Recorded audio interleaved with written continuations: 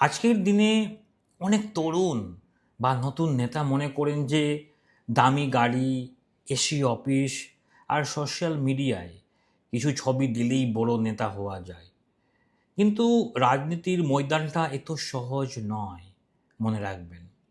প্রতিকূলতাই হলো নেতৃত্বের শ্রেষ্ঠ ল্যাবরেটরি।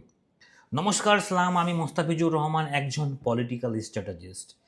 এই ভিডিওটি শুধু যারা রাজনীতি করতে চান তাদেরই জন্য, এবং যারা সমাজকে এগিয়ে নিয়ে যেতে চায় এবং আমাদের দেশকে ডেভেলপ নেশনের দিকে এগিয়ে নিয়ে যেতে চায় তাদেরই জন্য।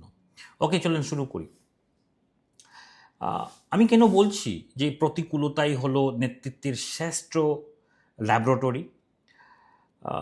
দেখুন, ল্যাবরেটরি বা গবেষণাগারে কোনো জিনিসের গুণমান পরীক্ষা করা হয় চরম চাপের মধ্যে, তাই না? রাজনীতির ময়দানটাও ঠিক তেমন।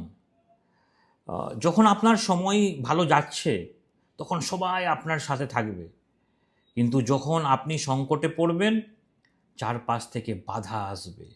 ঠিক তখনই বোঝা যাবে আপনি আসলে কতটা শক্তিশালী নেতা।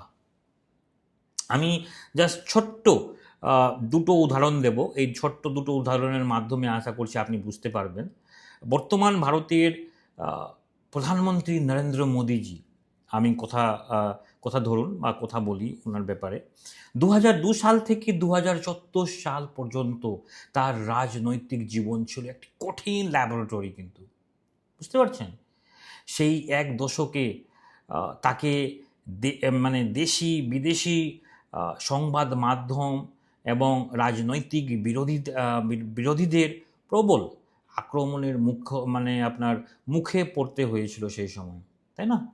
আশা করছি আপনারা জানেন যারা রাজনীতি নিয়ে গবেষণা করেন। এমনকি তাকে আইনি লড়াইও লড়তে হয়েছিল, কিন্তু এই প্রতিকূলতা তাকে দুর্বল করেননি, বরং আরও শক্তিশালী করেছেন এই সমস্ত প্রতিকূলতা পরিস্থিতি। এই কঠিন সময়ই তিনি তার গুজরাট মডেল তৈরি করেছিলেন এবং নিজেকে একজন লড়াকু নেতা হিসাবে প্রমাণ করেছিলেন। সেই ল্যাবরেটরি থেকে উত্তীর্ণ হয়ে তিনি আজ দেশের শীর্ষ পদে। আমি আরও উদাহরণ দেব যাতে আপনার সেন্সটা ভীষণ ক্লিয়ার হবে। আমি ব্রিটেন থেকে একটা উদাহরণ দিতে চাই।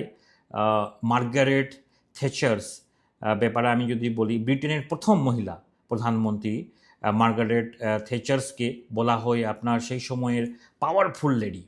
বুঝতে পেরেছেন? তিনি যখন ক্ষমতায় আসেন তখন ব্রিটেন অর্থনৈতিক সংকটে ডুবেছিল। চারদিকে ধর্মঘট আর বিদ্রোহ সেই সময়, এমনকি তাকে হত্যার চেষ্টাও করা হয়েছিল। বুঝতে পারছেন? কিন্তু যত বাধা এসেছিল তিনি তত কঠোর হয়েছিলেন সেই সময়। সেই সংকটে ল্যাবরেটরিতে তার নেতৃত্ব শানিত হয়েছিল। প্রত্যেকটা ওয়ার্ড কিন্তু মিনিংফুল। আমি যেগুলো জিনিস বলছি এটা কিন্তু ধৈর্য দিয়ে শোনার, এবং আপনি যদি এই সমস্ত জিনিস পালন করেন তো 100% আপনার পরবর্তী জীবনে সাকসেসফুল হবেন। তিনি প্রমাণ করেছিলেন যে ঝড়ের মুখে দাঁড়িয়ে যে নেতা পিছু হটে না, ইতিহাস তাকেই জয়ী করেন। এটা কিন্তু বাস্তব সত্য। একজন পলিটিক্যাল কনসালটেন্ট হিসাবে আমি মনে করি আপনার জীবনে যদি কোনো বড় বাধা বা প্রতিকূলতা না থাকে বা কোনো বাধা বিপত্তি না আসে বা থাকে, তবে আপনি কখনো বড় মাপের নেতা হতে পারবেন না। বুঝতে পারছেন তো? সংকট আপনাকে শেখাবে কিভাবে মাথা ঠান্ডা রেখে সিদ্ধান্ত নিতে হয়। আপনার হারানো আসন বা আপনার বিরুদ্ধে হওয়া অপপ্রচার আপনার সব কিছুকেই একটা সুযোগ হিসাবে দেখুন।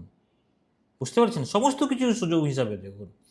এই ল্যাবরেটরিতে নিজেকে প্রমাণ করুন, জয় আপনারই নিশ্চিত হবে। ওকে? তো আমি যদি বলি, রাজনীতিতে আবেগের গুরুত্ব আছে, কিন্তু জয়ের জন্য প্রয়োজন নিখুঁত পরিকল্পনা আর সঠিক রণকৌশল। আপনার রাজনৈতিক কেরিয়ারকে সঠিক দিশা দিতে আমরা তৈরি করেছি বিশেষ উইনিং ব্লুপ্রিন্ট। বুঝতে পারছেন? পঞ্চায়েত হোক, মিউনিসিপ্যালিটি বা বিধানসভা এবং লোকসভা, যে কোনো স্তরে যারা সিরিয়াসলি রাজনীতি করতে চান বা যে কোনো রাজনৈতিক দল আগামী নির্বাচনে জয়ী হওয়ার পরিকল্পনা করছেন, তারা আমাদের সাথে সরাসরি যোগাযোগ করতে পারেন। আমাদের সঠিক ডেটা এবং রণকৌশল আপনার বিজয়ের পথ সুগম করবে। যোগাযোগের জন্য আপনারা কল করতে পারেন। আমাদের যে নিচে যে ফোন নাম্বার দেখতে পাচ্ছেন, এই নাম্বারে কল করে আপনি 1-to-1 কনভারসেশন এর জন্য আপনি অ্যাপয়েন্টমেন্ট বুক করতে পারেন। সবাই ভালো থাকবেন, মনে রাখবেন লড়াই যার জয় তার। কিন্তু আজকের জন্য এতটুকুই। নমস্কার।